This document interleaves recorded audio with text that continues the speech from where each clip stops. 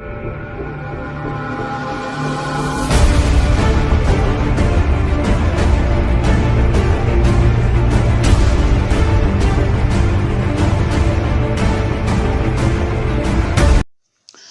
son discours à la nation suite à la pandémie, le coronavirus qui sévit le pays, le président de la République, Ali Bongo Ondimba, avait pris des mesures parmi lesquelles le confinement total du Grand Libreville. Cette mesure a pris effet le 12 avril à minuit, dans le but de protéger davantage les populations contre le Covid-19.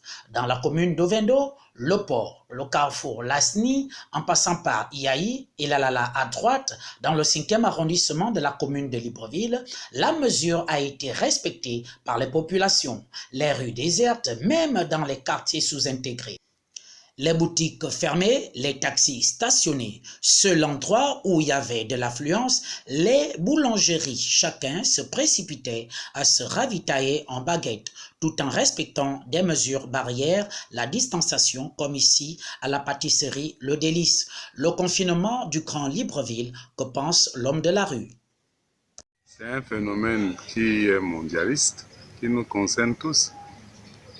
Ce n'est pas un problème politique, c'est un problème de santé publique, de santé humaine même, notoire. Le confinement est bon, mais sauf qu'on a mis la charrue avant les bœufs.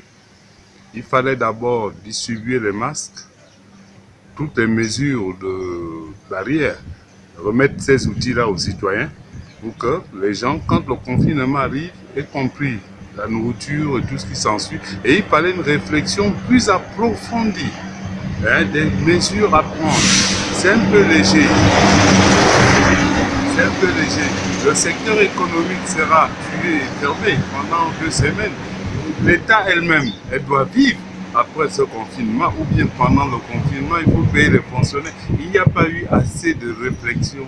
Il fallait beaucoup réfléchir, voir ce qu'on peut faire. Parce que nous, on n'est pas en crise en tant que tel.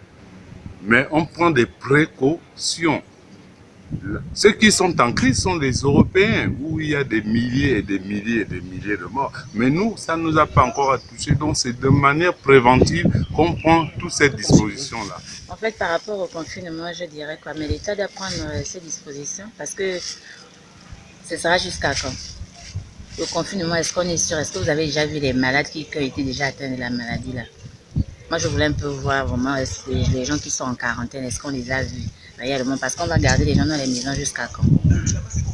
Ce sera jusqu'à quand que les gens vont rester dans les maisons. Et vous vous êtes préparé? On s'est quand même préparé, on va faire comme on n'a pas le choix. Parce que vous-même, vous voyez déjà l'état de la ville est morte, il n'y a personne dehors, il n'y a rien. Je sais pas, c'est tranquille.